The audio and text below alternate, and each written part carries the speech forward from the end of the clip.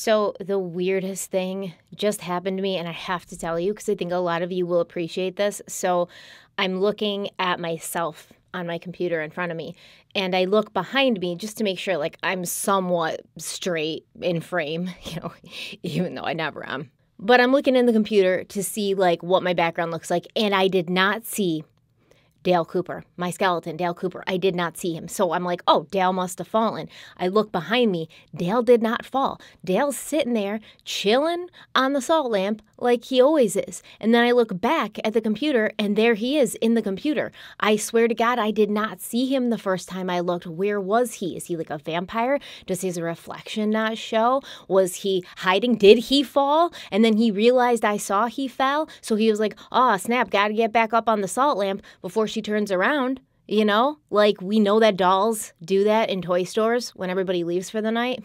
This is crazy. Anyways, just thought I'd let you know. Either Dale Cooper's walking around the recording booth at night when I'm not here, or I'm going crazy. I think Dale Cooper's walking around the recording booth. Hello, everybody. Welcome back to my channel, and thank you for joining me for another true crime deep dive. So I think the format of this series is actually going to be very pleasing to everybody, those who like deep dives and multi-parts, as well as those who don't like waiting for the next part because they don't have resolution, because in this video and the videos that follow, we're going to go over a string of tragedies that hit the small town of Dryden, New York between the years of 1989 and 1999. But since these are all separate cases, and I'm only going to cover one or two cases each episode, each part, there's going to be a resolution at the end of each episode. And then the next episode will just build on these tragedies. And it's also going to refer back and forward to different tragedies. So they're all connected, but it's not like you have to wait till the next episode or the next part to find out what happens. So I think everyone's going to love it and be happy. And I've gotten a ton of requests to cover the town of Dryden, New York, a place that has been called the Village of the Damned. And a lot of these requests had come through for me to cover this for Halloween.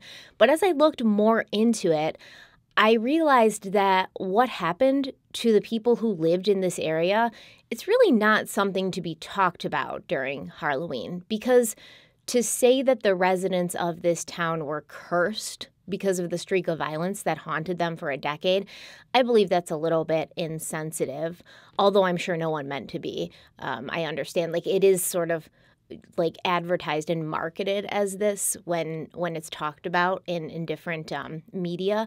But I feel like even suggesting that there's some sort of like curse, it kind of ignores the real trauma that many people lived through and still live with to this day. I mean, without a doubt, it is almost unbelievable that this small, picturesque, upstate New York town suddenly became a place plagued by nightmarish crimes over and over again. But these things happened to real people who didn't ask for it, who didn't want it. And I certainly wouldn't want to suggest that it's the result of something supernatural or that the people of Dryden, New York somehow brought this, on themselves, like this curse on themselves. However, I do think very much that it is still a story worth telling. There are broad implications. There are things to be talked about, and I will tell that story in the way that we go through all cases here on this channel, with sensitivity, human compassion, and a study of the patterns of these crimes and the far-reaching ripple effects that they had on the people who lived through them, because these are stories of real people. I love stories about people. I love looking into the lives they lived. I love seeing how everything that happens affects not just the people involved, but everyone around them. It's very interesting. It's the human condition. I will say, though, that I did begin my research by watching the Investigation Discovery docuseries titled Village of the Damned, simply because I wanted to see what it was all about and get an idea of the timeline. And really, that was all I had the capacity to do that day because Bella was home and she doesn't let me do any like sort of serious, deep research when she's around because she's so damn cute. I can't focus on anything. And many people believe that this series was insensitive, especially the people who live in Dryden, New York. I will say that as a viewer, someone who's not connected to this town or what happened there, I thought it was pretty well produced, although I did fact check everything I heard in it, as I usually do with documentaries. It was sort of like half documentary and half reenactment, but I did really enjoy the reenactment portions. I thought they were well acted, which is not typical in these sorts of things, and I thought it set the stage pretty well. It certainly grabbed my attention and didn't let go, so credit where credit is due. They did get some facts wrong. I think they sensationalized some things. I hopefully have corrected those inaccuracies. Call it ego, call it hubris. In the words of the great Taylor Swift, call it what you want, but I believe that we can do better on this channel with these stories. But before we dive in, let's have a word from the sponsor of today's video, Native. I love talking about Native because I truly love their products, and I use their deodorant and body wash every single day, and I have for over 2 years. There is really so much to love and respect about this brand. Native deodorants are made with familiar and simple ingredients that you know and love, such as coconut oil and shea butter. They have a wide range of scents that are simple and effective and smell amazing, and they're always adding new and limited edition scents. Warmer weather has finally been making its way to me, so I'm loving using Native's limited edition Baked by Melissa line, especially the ginger lemonade scent. It's so good. It's spicy, it's tart, it's refreshing all at once. The perfect way to start my day is to use this body wash when I shower in the morning. Then my whole bathroom and bedroom smell like a spa all day long. And you guys know, my OG scent, my favorite scent of all time, will always be the cherry vanilla macaron. Words cannot express the love that I have for this scent. And I'm really sad that it seems like Native isn't going to be selling it anymore. So at them, guys, at them. Tell them to bring it back. Tell them to bring it back forever because it is the best scent. In fact, when I was in Vegas, people were asking me about it. And I was like, I'm wearing it right now. I've been sweating my ass off all day long. Go ahead and stick your nose in my armpit and tell me I don't smell like an absolute snack.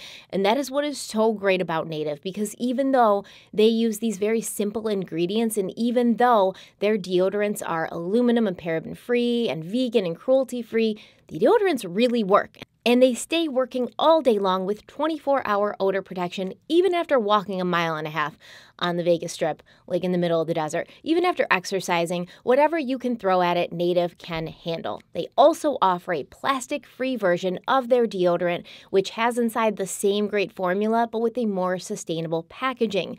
The plastic-free version now comes in a new and improved package, which is earth-friendly and 100% plastic-free. These deodorants are non-sticky, they dry fast, which is great when I'm on the go, which feels like always, and they're hands down my favorite deodorants to use, so as long as Native keeps making them, I'll keep using them. Native also has great toothpastes. They have amazing body washes, my favorite body washes. They are so silky, they lather so beautifully, but they don't dry my skin out at all, and they come in all the same great scents. Now, 3 deodorants would normally be $39, but if you use the link in my description box and use my code StephanieH20, you'll get them for $26. That's over 33% off. With that same code, StephanieH20, you can also get 20% off any body wash or toothpaste. I definitely say go use that 20% and get yourself some of those body washes. Thank you so much to Native for sponsoring today's video, and let's dive in. So Dryden, New York is pretty much right in my backyard. Located between Cortland and Ithaca, Dryden is a rural community like so many other areas of upstate and western New York, which is one of the many reasons why I'm so happy that I grew up here and I live here. You can be in a bustling city like Rochester, frequenting these upscale restaurants with amazing food, sipping expertly crafted cocktails at some modern, high-ceilinged bar reminiscent of a Manhattan lounge. And within 45 minutes, you can be driving through beautiful rolling hills, open fields, and stunning lake views, making you feel as if you've traveled back in time a century. You can pick up a delicious grape pie in Naples. You can traverse the Finger Lakes wine trail. You can get some of the freshest produce from any of the hundreds of adorable little farmers markets or stands that can be found everywhere and anywhere. I have friends who live here who are high-powered business individuals. They wear suits to work. They drive German cars. And I have friends who are farmers and who wear dirt-caked boots to work and drive tractors. I love it here. It's so varied, so multicultural. It's made up of all different kinds of people, and they all make New York one of the most beautiful and amazing places to live. Now, it has been said that Dryden, New York, inspired the fictional town of Bedford Falls in It's a Wonderful Life. It's an idyllic little community where you can go sledding down any hill or slide around on any ice-covered pond. You can stroll down Dryden's Main Street, which is a staple in any small town in America, and visit mom-and-pop shops or ice cream parlors, emerging with a sky-high tower of cold confection that you have to skillfully maneuver to avoid sticky hands or sad scoops dropped to the sidewalk, never to be enjoyed. For me, places like Dryden are nostalgic of a childhood gone forever, a time where my friends and I would run barefoot down dirt paths, a place where we would strip down to our underwear and tiptoe out onto logs precariously positioned over ponds, which offered us cool relief from the hot and humid New York summers. It was places like this and days like this where you could consume your weight in freeze pops and at the end of the day return home filthy and exhausted but completely satisfied with the world and all the unfettered surprises it held for a small kid in a small town. Dryden is a place of bonfires and homecoming parades, a town where lighted wreaths are placed on light posts at Christmas time, and the season is kicked off with a tree lighting ceremony and Santa Claus arriving on a fire truck to bring holiday spirit to all the little boys and girls and some of their parents who remained young at heart. And if it was one thing that the Harris family of Dryden, New York loved, it was Christmas. In 1986, when Tony Harris had been named sales director of Dean Co., a Syracuse-based electronics equipment distribution company where he had worked for 15 years, he and his family relocated to Dryden and moved into their dream house at 1886 Ellis Hollow Road. Tony's father-in-law, Don Lake, a building contractor from Syracuse, had built the two-story home to his daughter and Tony's wife's Dolores's exact specifications, and it was perfect. So everyone called Dolores Harris Dodie, and she and Tony had been married for 17 years, and they both had family ties to the Syracuse area. They also had 2 children, 15-year-old Shelby, who was a sophomore at Ithaca High School, and 11-year-old Mark Harris, who was a 6th grader at DeWitt Middle School. The entire family was described as incredibly outgoing, and by December of 1989, they had fully integrated themselves into their community, making friends and offering a helping hand wherever they went. Dodie was active on the PTA and the Ellis Hollow board, and when she'd arrived in Dryden, she'd opened the Gray Goose, a crafts and gift shop located in a barn right next to their house. Dodie really never wanted to be bored, so she kept herself busy and active, and running the store was one of the ways she did that. Dodie's friend, Ann Parzielli, said that Dodie enjoyed meeting and knowing people, and if there was a job to be done, she would do it, even if no one else wanted to. Both Tony and Dodie Harris were very active in the lives of their children, who both played sports and had busy social lives. Mark played in the Ithaca Youth Hockey League, and Shelby was a member of the varsity tennis club, so the family were constantly traveling together to attend Shelby's tennis matches and Mark's hockey games. Tony and Dodie also made sure that they always knew all of Mark and Shelby's friends, so they would know whose house the kids were at any given time, if their parents were home, and if they were safe. December 22nd, 1989, was the last day of school before Christmas break began. Shelby Harris said goodbye to her boyfriend, James Ciolek, before boarding the bus to go home that day. They had embraced briefly before promising to see each other at 7 that evening when Shelby was getting dropped off at James's house so that they could exchange Christmas gifts. She arrived home around 3:30 p.m. and waved goodbye to her friends as she got off the bus, calling out that she would see them after Christmas break.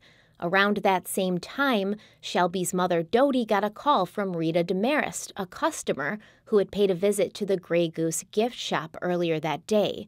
Rita claimed that when she'd stopped by the shop in the late morning, no one was inside, so she'd gathered a few of the items that she wanted to purchase, and she'd considered making the short drive to the Harris home, but she decided not to because her small child was cold and she didn't want her car to get stuck in the snowy driveway.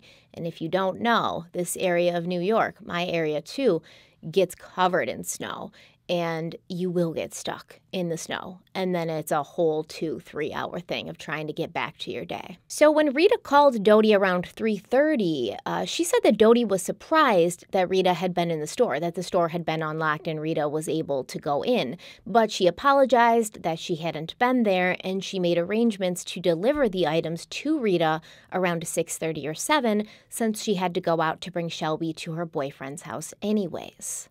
A half an hour later at 4 p.m., 11-year-old Mark Harris got off the school bus, and he and a few of his friends had a snowball fight at the bottom of nearby Hunt Hill before walking off to their respective homes. 15 minutes later, Ann Parziali spoke to Dodie Harris on the phone about an upcoming athletic meeting, and during the call, Ann said Dodie seemed happy and relaxed, and they chatted about some errands that she had to run that evening. At 5:15 p.m. that same night, Tony Harris walked out of Dean Co., his place of employment located on North Triphammer Road in Lansing, New York. He was dressed casually that day because his company had been celebrating Christmas that afternoon with an employee Christmas party. He got into his car and prepared to make the quick 15-minute drive to his cozy home, which his wife had gone all out decorating for the holiday, as she always did, with lights and garland on the banisters and a glittering Christmas tree decked out with red ribbons and sentimental ornaments. 6:30 p.m. came and went. 7 p.m. came and went. Dodie Harris did not drop off the purchases of Rita Demarest, and Shelby Harris did not arrive on the doorstep of her boyfriend's house with her cheeks red from the wind and snow and brightly wrapped packages in her arms. Shelby's boyfriend, James, called the Harris home several times that night, but no one ever picked up the phone, which was unusual. Just before 7 a.m. on December 23rd, Ellis Hollow resident Dennis Reagan was woken up by the sound of a smoke alarm coming from the home of his neighbors, the Harris family. He hoped the alarm would be stopped, but when it continued, he was concerned, and he called the state police at 6:58 a.m. New York State Police Trooper John Benno got the call from the 911 dispatcher and started his car to respond to the address, never having a moment of dread because this was Dryden, New York, and bad things didn't happen there, especially not around Christmas. Later, John Benno would say, quote, "I was figuring that it was another false alarm, which probably 95 to 97% of our alarms generally are," end quote. As he pulled onto the Harris property, Benno passed a white wooden sign shaped like a goose that read, "Welcome, friends," and he noticed red ribbons fluttering from the doorways of the 2-story gray house. Getting out of his vehicle, John Benno stood outside for a moment in the cold, listening for the alarm, but he couldn't hear anything. He did, however, see a set of tire tracks in the snow, leading from the home's garage and cutting across the lawn. When he got to the front door, John Benno could hear the sound of a smoke alarm coming from inside the house, but when he knocked on the door and rang the doorbell, no one answered. John Benno said, quote, "As I was at the door, I could hear this constant beeping from inside the house, and at that point I said, well, it looks like something happened, and maybe somebody burned something on the stove and may have gotten injured, and someone was heading to the hospital," end quote. And he's thinking this because the smoke alarm's going off, no one's answering the door, and he sees these tire tracks leading from the garage and cutting across the lawn. Typically, if somebody was driving normally, they would just drive down the driveway. They wouldn't cut across the lawn, so it looked like somebody had possibly left in an emergency situation and in a hurry. But of course, John Benno had to make sure that all was truly well, so he entered the house through the garage, and he walked into a home that was quickly filling up with smoke. He also noticed the strong smell of gasoline permeating the air. Benno went directly to the home phone hanging on a wall in the kitchen to call the fire department, but when he picked it up, there was no dial tone, and he discovered that the cords to the telephone had been cut. At this point, a sense of dread did begin to settle in as Benno made his way through the first floor of the house. Finding no one there, he just saw a Christmas tree. There was some wrapped packages underneath, some unwrapped packages underneath. There was wrapping paper there as if someone had been in the process of wrapping Christmas gifts. He climbed the stairs to the second floor. He opened the door to the master bedroom, and he found the burnt and charred body of 15-year-old Shelby Harris. John Benno had truly never seen anything like this, and his brain was having a hard time processing the gruesome reality of this situation. But he knew that he needed help, so he immediately called for backup, and police and firefighters arrived on the scene, discovering 3 more bodies in another upstairs bedroom. This was Mark's bedroom that the other Harris family members were found in. The entire Harris family had been brutally murdered. Dodie, Tony, and Mark were found tied up in one bedroom, and all 3 had been shot in the head.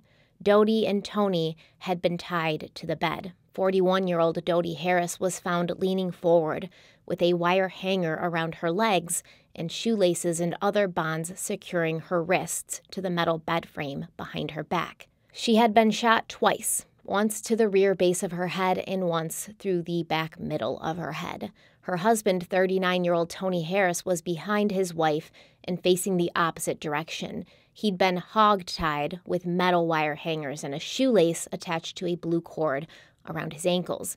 Broken glass was found on his back, and he had been shot twice in the back of the head. 11-year-old Mark Harris was found on the floor to the left of the doorway, bound to the foot of the bed with wires at his elbows and legs, and his wrists were bound with some kind of leather strap. Mark had been shot 3 times, twice through his left cheek and once to the top left side of his head.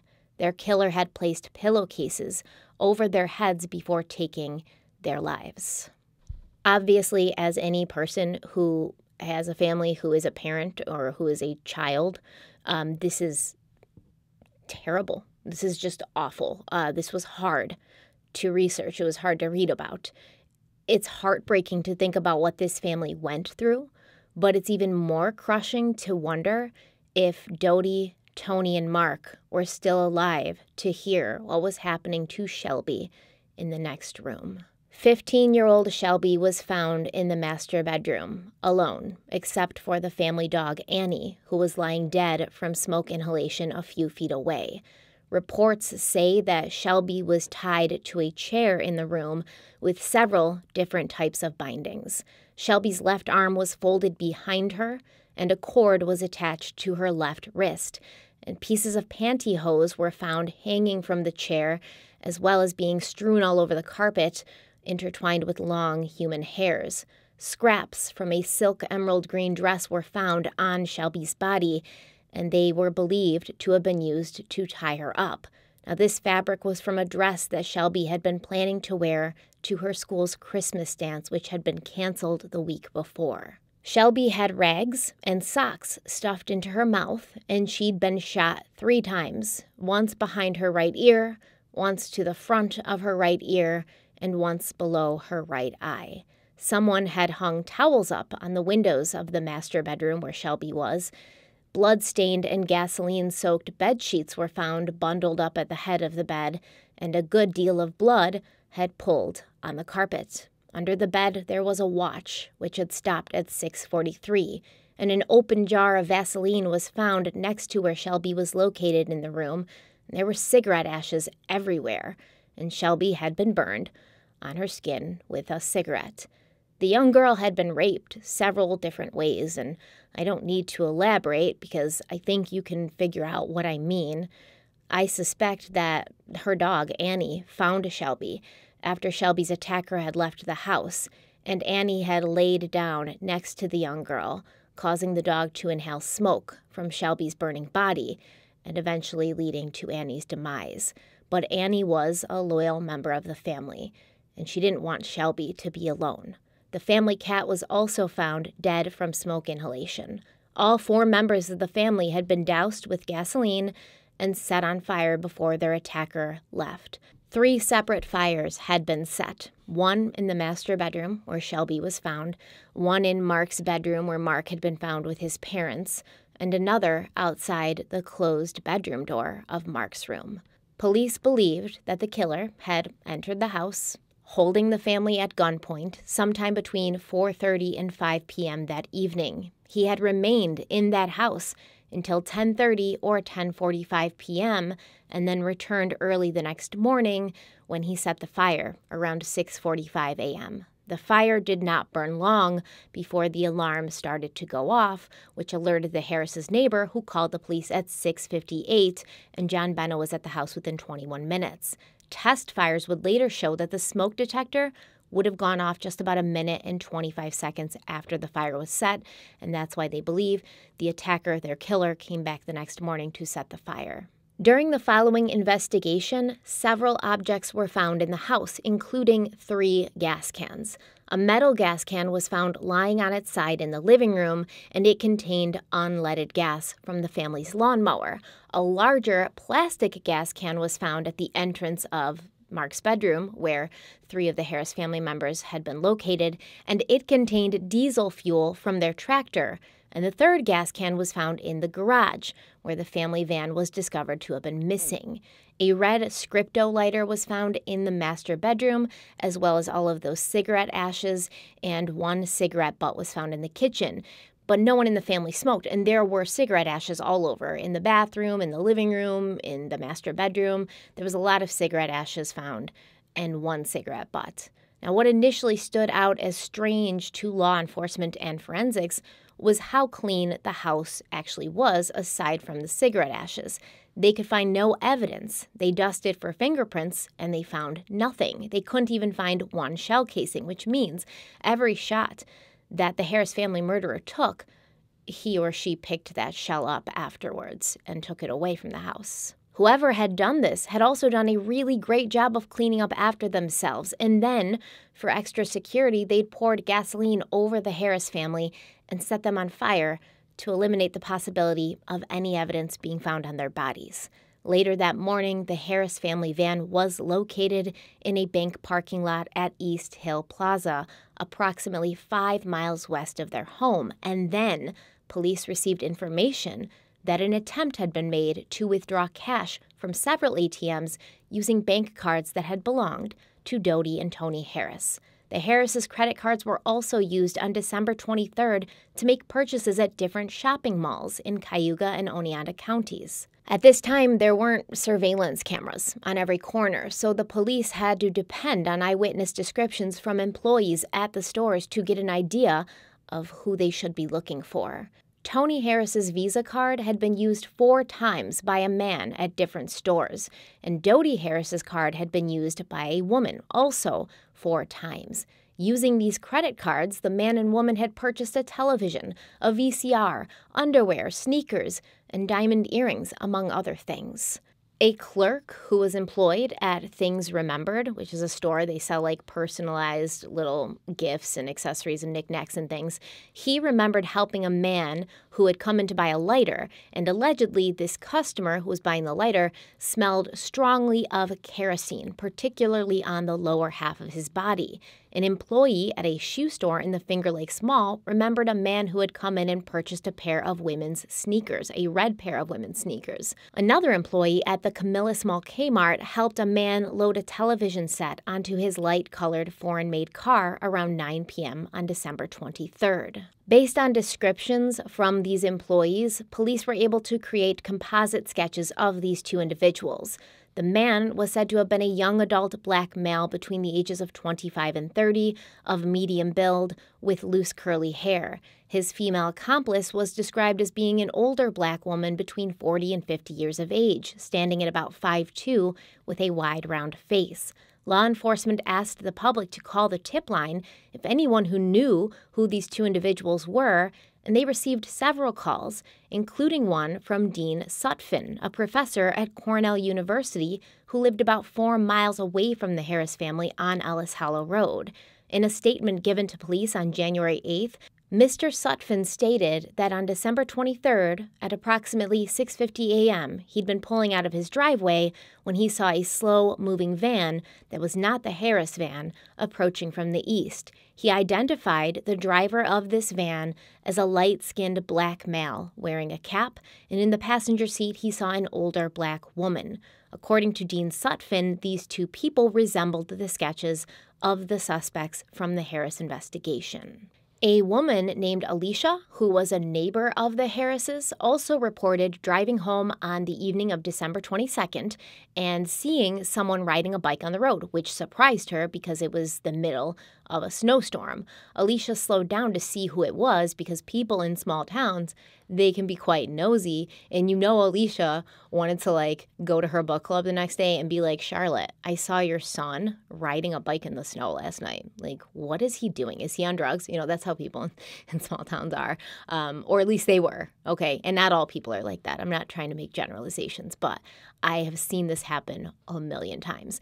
And Alicia claimed that the individual on the bike was a black man wearing a parka. Now, when she realized she didn't know him and there was no hot tea, Alicia continued driving home. John Burton also called in to tell the police that he had seen the male suspect on December 23rd when Burton had been standing in line to withdraw money from the Marine Midland ATM in Lansing, New York. Burton claimed the man successfully withdrew $200 from the ATM, but then the machine ate his card, and so the man turned to ask Burton if Burton could use his card to try and jimmy it out, and John Burton attempted to help and to do this, but the machine never gave the card back. Additionally, some people who'd been bowling near where the Harris van was found, they claimed they'd seen the van there at 1:15 a.m. on December 23rd, several hours before the fire was set at the house. And this helped law enforcement to begin developing a timeline. Over the course of several days, police received calls and tips, and eventually these calls and tips piled up to the point where they were able to identify the female suspect as 55-year-old Shirley King, who lived with her mother, Sally Reese, on one side of a duplex located at 520 Etna Road in Ithaca, New York. Shirley herself did not have a criminal record, but her adult son, who lived on the other side of the duplex with his girlfriend and 2-year-old daughter, he did. 33-year-old Michael King, who often went by the alias of Anthony Turner, he'd served a year at the Clinton State Correctional Facility following a New York City robbery from 1979, and he'd been paroled on February 19, 1980. He'd also been on probation for another New York City robbery from 1975, and in 1982, he was arrested in the city on a weapons charge. And while he was being booked, he'd made a comment that he regretted not shooting it out with his arresting officers and killing as many of them as possible in the process. Michael King had used several aliases in the past years, and he had a long criminal history which included burglary, robbery, and theft with a deadly weapon. And since the motive of the Harris family murders had clearly been robbery, it made sense that he could be connected. So police set up surveillance about 300 feet from the King home. Now, apparently, both Michael and Shirley King were sort of mysterious to their neighbors. Even though they had lived in the Etna Road duplex for over 2 years, they pretty much kept to themselves and didn't talk to anyone. Michael could be seen walking his black Doberman Pinscher in the early mornings and in the early evenings, but he never exchanged a word with anyone. One of his neighbors who worked at an animal shelter said, quote, "You won't understand how odd he was unless you understand dogs. You could see his dog wanted to make friends. It watched us when we were out playing with our dogs, and, it wanted to be petted, but he'd never allow it." End quote.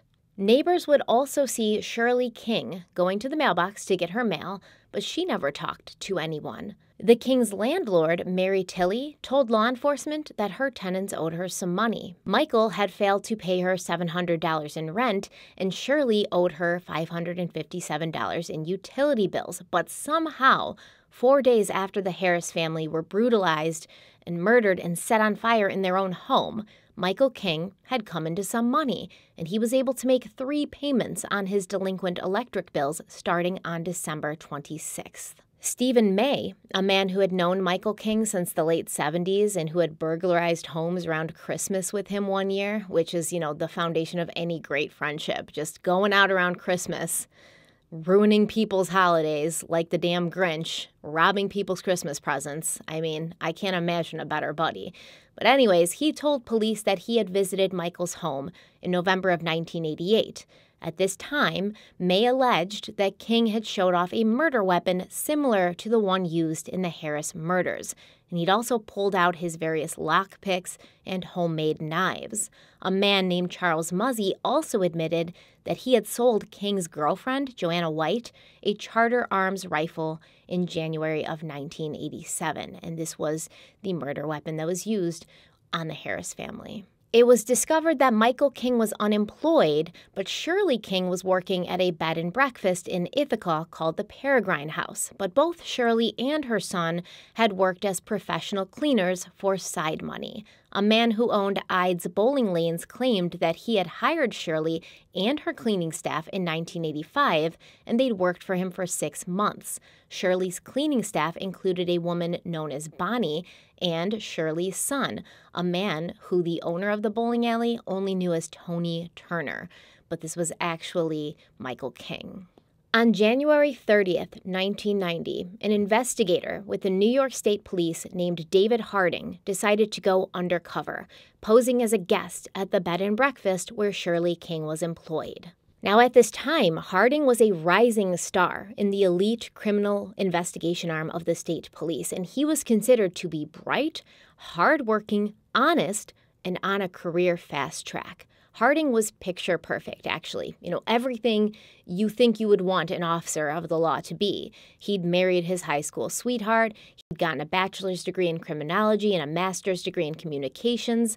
At the New York State Police Academy, he was at the top of his class, and he gave the valedictorian address at graduation ceremonies. Harding was only a state trooper for a year before he was promoted to the rank of investigator, which the New York Times claims is a promotion most troopers need to wait a decade for. But things were not so picture perfect behind the scenes because Harding was putting everything he had into his job, and he was neglecting his family at home. He had a wife and 2 children. He and his wife got a divorce in 1989, the same year the Harris family was murdered, and Harding focused on his work more than he ever had before. During this year, David Harding became known as the guy to go to if you needed solid physical evidence in a case because he had a talent for finding fingerprints that were clear as day and that could be used to really lock up any circumstantial case. In 1989, Harding helped put away Timothy Vale, who was accused of raping and killing a pregnant woman in a state office building. Harding had found Vale's fingerprints on a credit card in the victim's purse, and Vale went to prison after confessing to the crime. Harding also found the fingerprints of suspect William Eschel on duct tape that was wrapped around the head of a 43-year-old woman who had been killed and left in a ditch. And when the terrible tragedy happened to the Harris family at the end of 1989, David Harding got quite involved and quite close to the victims, especially 15-year-old Shelby Harris. In a manuscript that he later wrote about the case, Harding said, quote, "Those of us who investigate homicides are supposed to be callous to grief, but Shelby became special to many of us. Almost all of us had young daughters to go home to." End quote. So, when Michael and Shirley King were identified as suspects, David Harding wanted to make sure that nothing fell between the cracks. He arrived at the Peregrine House posing as a grant administrator named David Savage, who was checking in. According to an October 1990 article in the Ithaca Journal, Harding's objective as the first police official to have direct contact with Shirley King during the investigation was to get photographs, fingerprints, and handwriting samples from this woman. Harding checked into the bed and breakfast, he went to his room, and he returned to the front desk area about 20 minutes later. where Shirley King was doing some ironing in the office area while watching a news broadcast about a wave of political reforms in Eastern European countries. Now, I don't know exactly what this news broadcast was about specifically, but I do know that around the 1989 time, there were many democratic movements across Eastern Europe. The seeds of the dissolution of the Soviet Union and the fall of communism were being planted, and we saw the beginnings of a reunification of Germany. Mr. Gorbachev, tear down this wall, all that stuff. Things that I feel, were generally positive developments and good for human rights. Just getting rid of fascist, dictatorial governments, giving some power back to the people, things like that. And apparently, Shirley kind of thought that it was a good thing as well, because David Harding struck up a conversation with Shirley, telling her that he'd been watching the same news program in his room, and she told him that she would not expect to see these kinds of changes in the United States, and she hoped to retreat one day soon to a 200-acre plot of land that she owned in upstate New York, and maybe she would even open up a hospice center where underprivileged people who felt the same way as she did could stay. Harding told Shirley that he administered state and federal grants for a living, and perhaps he could help her get the funding to start this hospice. As they chatted, the news broadcast changed to a story about a recent arrest, and Harding claims that Shirley began talking to him about the differences between black-on-black crime and black-on-white crime. Harding claims she said, quote, "If I rob a store and I kill a black person, that doesn't matter. If I kill a white person, it's a new set of rules," end quote. At this point, Harding claims that Shirley motioned towards the two white newscasters and said, quote, "If I kill him or her, that's where it's at. If I get caught with a gun in New York, that's 15 years, and that's without a silencer," end quote. As they continued talking, David Harding asked Shirley if he could have a glass of orange juice, which she poured for him using her right hand, as she held a lit Benson & Hedges cigarette in her left hand. The cigarette butt that police had found at the Harris home was Benson & Hedges brand, and apparently both Michael King and Shirley King smoked this brand of cigarettes.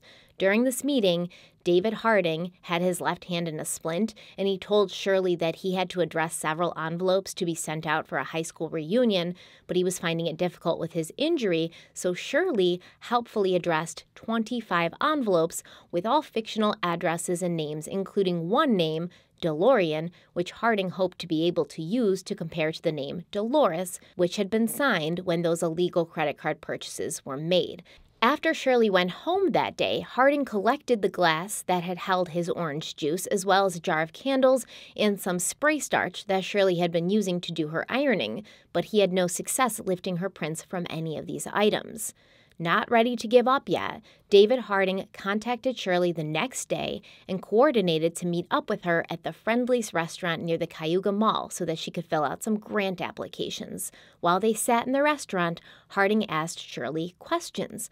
One of the questions he asked her was, had she been in any trouble recently? And Harding claims that Shirley leaned across the table, took him by the hand, and said, quote, "You mean, have I killed anybody lately? No, I'm not that way. If someone puts a .357 Magnum to my face, I might make you eat it, but I would try to get away," end quote.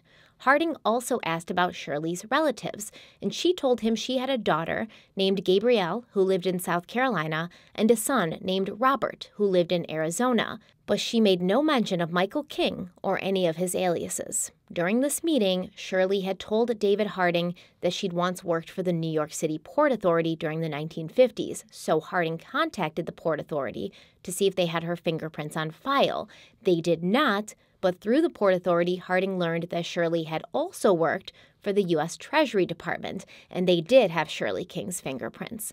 On February 3rd, Harding received the prints, and that same day, he told his superiors that he had matched Shirley King's prints to a fingerprint he had lifted from the gas can found in the Harris family's living room. And you might be thinking, hold up. I thought the house looked as if it had been professionally clean. I thought they didn't find anything, not one fingerprint, not one shell casing. And in fact, I have a statement from a state police investigator named David M.T. McElligott, who would testify at a pretrial hearing that a search of the Harris home had yielded no fingerprints. So what's the deal? We'll get there, I promise. Early on the morning of February 7th, 1990, a special state police entry team raided the Etna Road duplex where Michael King and Shirley King lived. Knowing that King had previously mentioned that he never planned to get arrested again and he would shoot his way out if he could, even if it meant his own death, there was some anticipation that injuries might happen, so they flew a medical helicopter overhead with instructions that the crew should take any injured people to the hospital in Syracuse.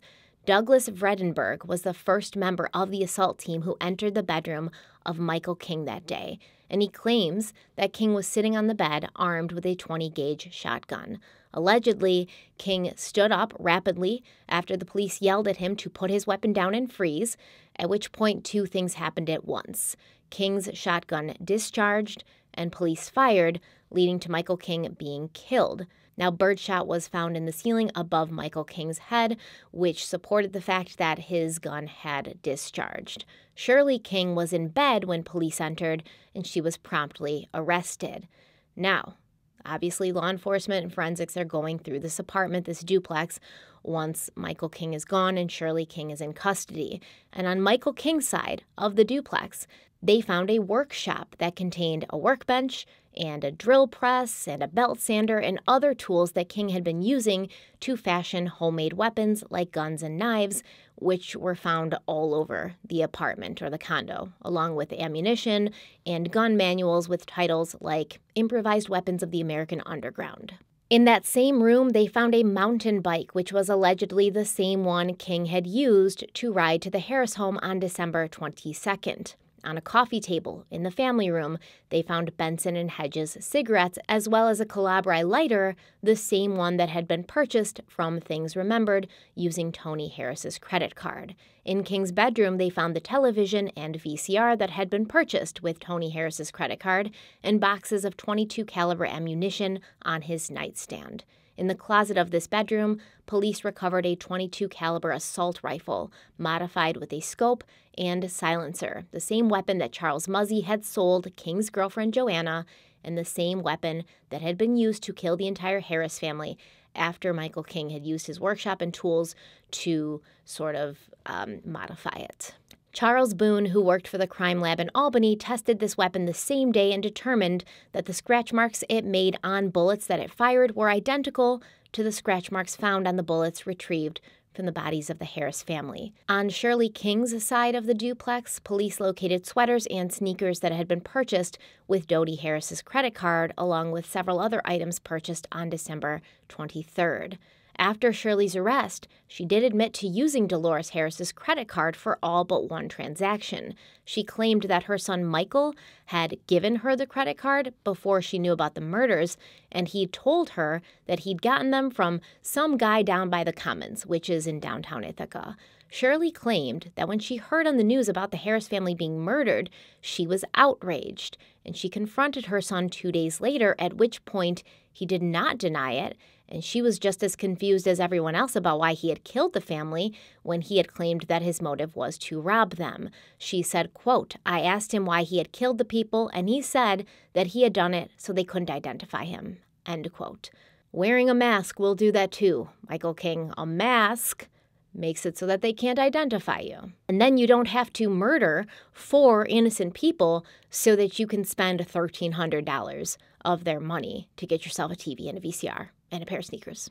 Michael King's girlfriend, Joanna White, was also arrested after she admitted that she had dropped Michael King and his bicycle off in the vicinity of the house, knowing he was going there to commit a crime and knowing he had a gun in his possession at the time. It also appears that Joanna drove King to several ATMs after the murders so he could take money out using the Harris bank cards. But the police did not want Shirley King, simply due to her involvement in the credit card fraud. Because of David Harding's discovery of her fingerprints on a gas can located at the scene of the crime, they believed she had been there, possibly during the murders, but definitely after, to help her son Michael clean the place thoroughly, as they often did together for extra cash. In a press conference that afternoon, police announced that they had planned to charge Michael King with the murders, but they would now be charging his mother for related crimes. In August of 1990, Shirley King went on trial for 12 felony counts of burglary, forgery, arson, criminal possession of stolen property, and hindering prosecution. During opening arguments on August 13th, District Attorney George Dentz announced that he intended to prove that Shirley King had joined Michael King at the Harris house sometime in the evening of December 22nd, and that she'd been there the following morning when the bodies had been burned. However, Joanna White, Michael King's girlfriend, had given the police a statement claiming that Shirley had been home that entire evening, although she would not be allowed to testify during Shirley's trial because a grand jury had indicted Joanna on 14 felony and misdemeanor charges for helping Michael before and after the crime. And any admission, anything she said on Shirley's behalf, it might be used against her in her case when her case went to trial. On September 4th, state police investigator Robert Leshansky testified that he and David Harding had dusted for fingerprints inside the Harris home the day after the murders, and they'd found a set of fingerprints on the gas can in the downstairs living room, which would turn out to be the fingerprints of Shirley King. And on October 17th, David Harding himself took the stand, flashing a handsome smile at the jury and talking about his extensive involvement in finding the evidence that would prove Shirley King had been more involved in the murders than she claimed to be.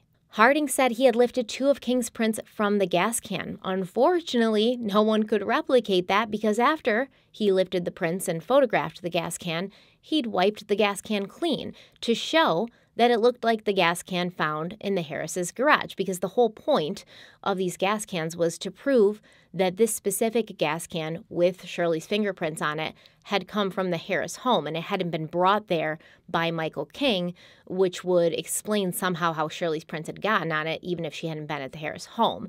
In fact, they used the evidence that although there were several gas cans found in the King duplex, all of those gas cans had been filled with kerosene, I believe, because that was what they used to heat their apartment, because I guess the electricity or the heat had been shut off or something, so they were using heaters, I guess, that ran on this kerosene, and that's why Michael King smelled like that when he came in to the Things Remembered to buy the lighter. Shirley's lawyer, William Sullivan, questioned David Harding about this, saying, quote, "Your stated purpose for wiping can 87 was so that the can would be red and yellow and shining, like 264 was red and yellow and shining," end quote. To which Harding responded, quote, "That's correct," end quote. Later, Shirley's attorney, William Sullivan, would tell the New York Times, quote, "He was the coolest, smoothest, most charming witness the state could have produced.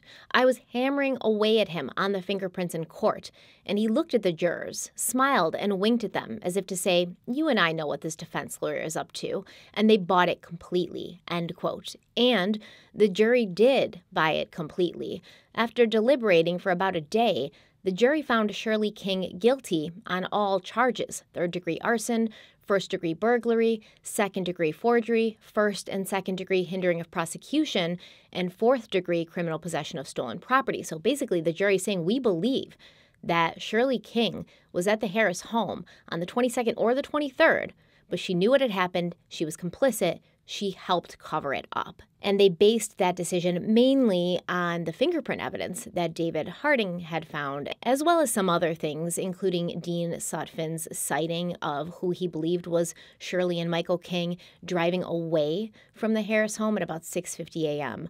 on December 23rd. Shirley was given the maximum sentence, which was 15 to 30 years. And before she was sentenced, Shirley spoke to the jury and admitted that she had used Dolores Harris's credit card. But she also said, quote, "During the trial, the prosecutor called several witnesses who were loose with the truth. One of these witnesses flat out lied about fingerprints, about conversations with me, and about other things like wiping the can clean to make it shine," end quote. So we know who she's talking about, right? She's talking about David Harding. She's calling him a liar. The community of Dryden, they breathed a sigh of relief now that it was all over. The Harris family was gone, but the people who had been responsible for their deaths had received their punishment. Or had they? Without a doubt, no one contests that Michael King murdered the Harris family. His own mother revealed that he had confessed this to her. However, was Shirley King guilty of more than using stolen credit cards? Was she guilty of more than showing poor moral fiber for hiding her son's crimes and not going to the police when she found out that he had massacred an entire family. Maybe, maybe not. But what I do know is the prosecution did not have enough to prove that she was present at the Harris home on December 22nd or December 23rd, 1989.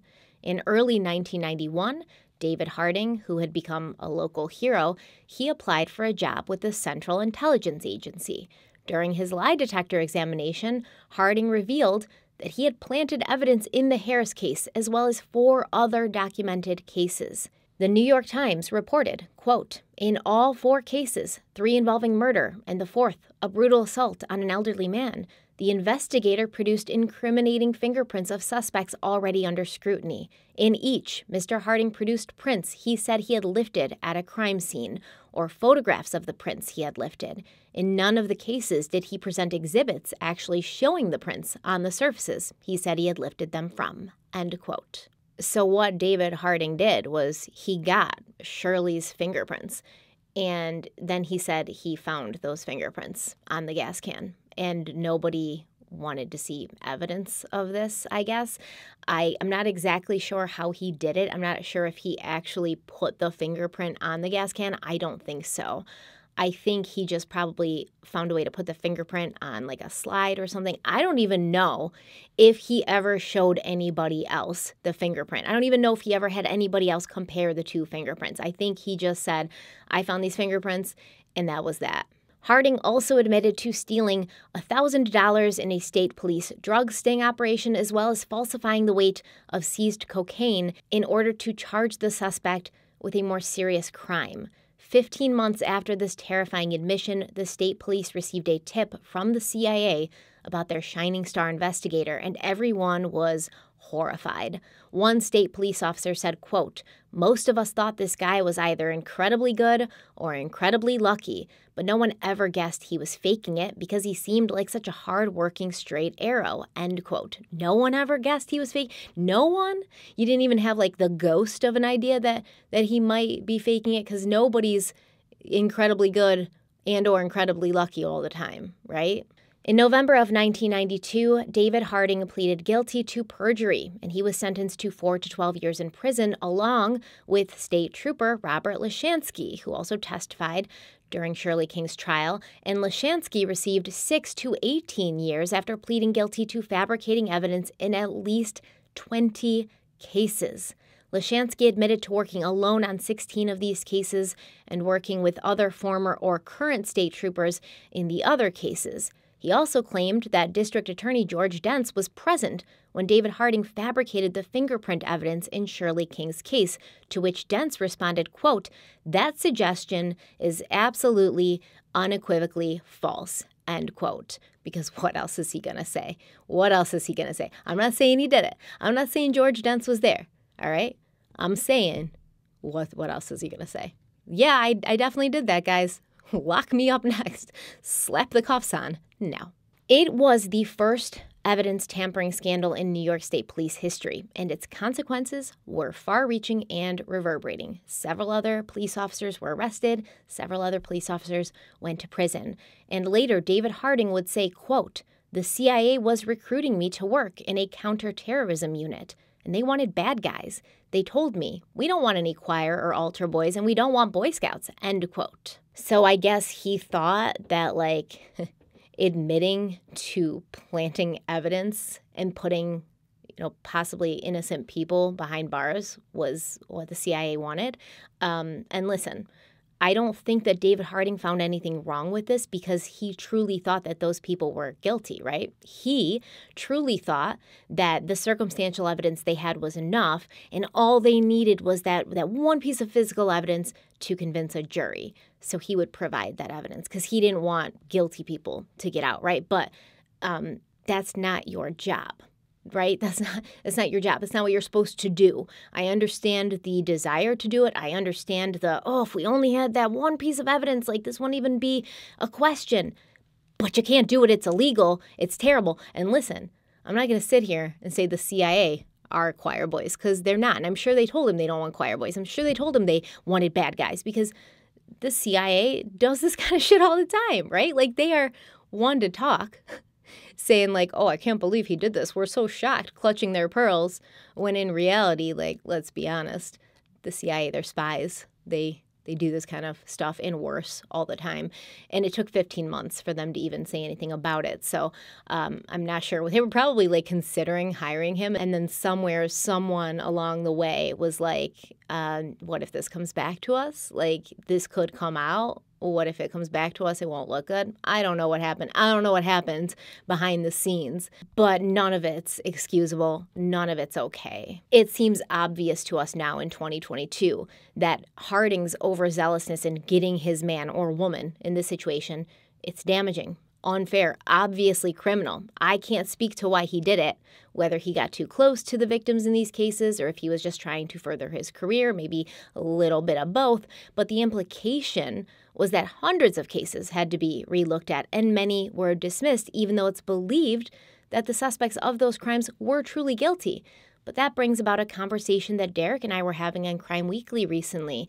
There's a difference between factual guilt, meaning what the defendant did, and legal guilt, meaning what the prosecution can prove. Someone can be factually guilty, but if the evidence that is gathered can't support it, they can't be held responsible. It's what allows our justice system to work. And although we know that the justice system is broken because so many people never face consequences for what they do, it can be just as broken when evidence can just like be whipped out of thin air, to put a potentially like innocent person behind bars. That person might be guilty, or they may not be. You just might think they are. You might be so tunnel visioned at this point. You might be so biased at this point. You might be so emotionally attached and wrapped up in the case and the victims that you might just really be seeing what you want to see. If you can't prove it, it didn't happen as far as the legal system's concerned. And it really needs to be that way to protect innocent people from being framed. Now listen, I'm not saying that Shirley King was innocent because I don't know. I'm saying that they had no evidence to prove that she was guilty. I mean, besides that circumstantial evidence, the eyewitness, Dean Sutphin, who claimed he saw Michael and Shirley King driving in a van away from the Harris home on the morning of December 23rd, right around the time the fire was started, right? Besides that, which is circumstantial, they didn't have any physical evidence. And Dean Sutphin could have been seeing two other people. Dean Sutphin could have been seeing those people on a different day. He could have been mistaken. There could have been only one person in the car. Eyewitness evidence is far from reliable.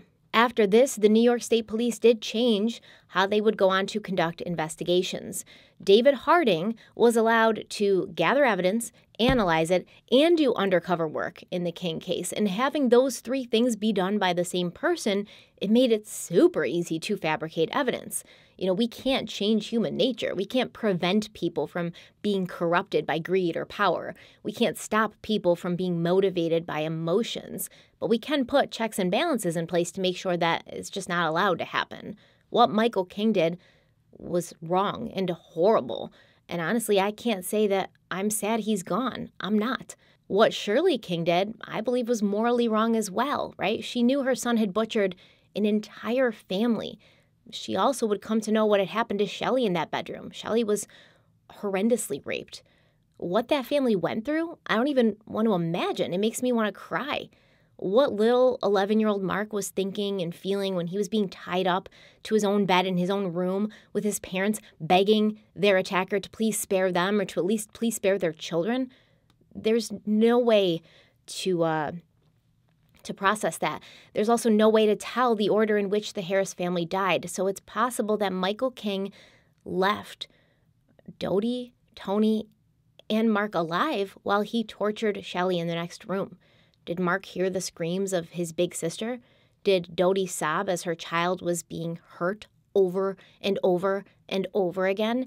Did Tony fight against his bindings as he listened to his daughter cry for help, the same daughter that he had scooped up in his arms when she was just 3 or 4, when she hurt her knee on the pavement and he was able to make her feel better, but now he's powerless to do anything as she's being tortured? We don't know. I certainly hope not. I think that Shirley knowing what Michael King did and not turning him in is wrong.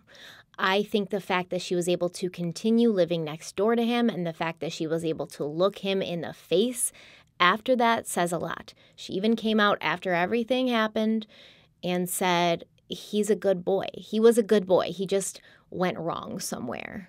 Like, he's not a good boy. And maybe he was at one point, but that is not relevant to the conversation now, and nobody wants to hear that he was a good boy at one point.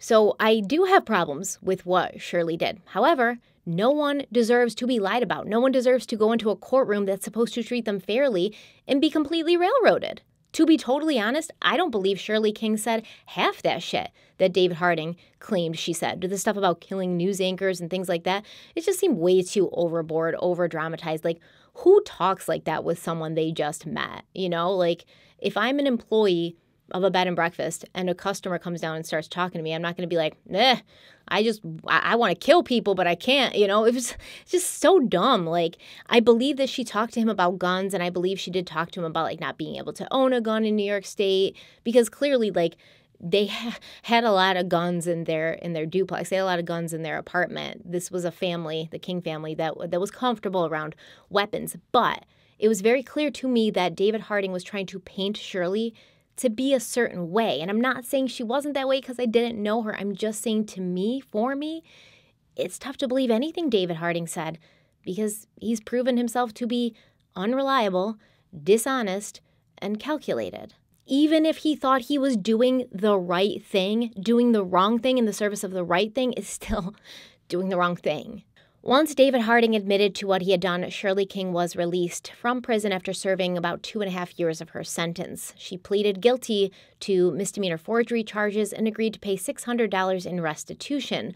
And on December 13th, 2007, Shirley King was awarded $250,000 from the state of New York after the Court of Claims found that the state of New York was liable for negligent supervision and malicious prosecution, as David Harding's actions and unjustified complete lack of supervision by his superiors amounted to actual malice. In an interview with the Post-Standard, Shirley talked about trying to catch David Harding's eye in court because she knew he was lying, and she wanted him to face her. She wanted him to, look her in the eye. And she said, quote, "I was hoping that he would catch fire and just explode. Poof," end quote. And I mean, I can't really blame her for that. I would have been pissed. But as Shirley's trial was happening, another trial was beginning as well.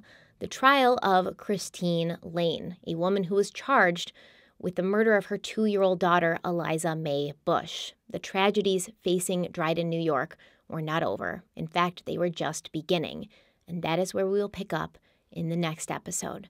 Thank you guys so much for being here with me today. We talked about a lot in this video. It covered a lot of things, a lot of implications, a lot of topics that I think are important now and were important then and were just starting to become important then. The unfairness of the justice system. If you are a specific person, if you have a specific skin color, if you are of a specific socioeconomic status. So very important topics to discuss always, not just in 2022. And I would love to hear what you guys think about this case in the comments section. Thank you so much for being here. I cannot wait to talk to you again. Stay kind, stay beautiful, stay safe, and I'll see you very soon.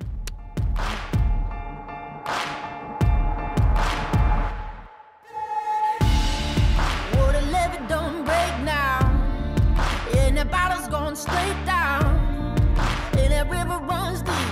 The mountains get steep, and the voices getting too loud. All these feelings I've buried, it's looking like a cemetery. They're coming back from the grave, calling out my name. Better say a Hail Mary. Well, you don't know how deep it goes until it's getting you slowly. So you got to let it go. I got blood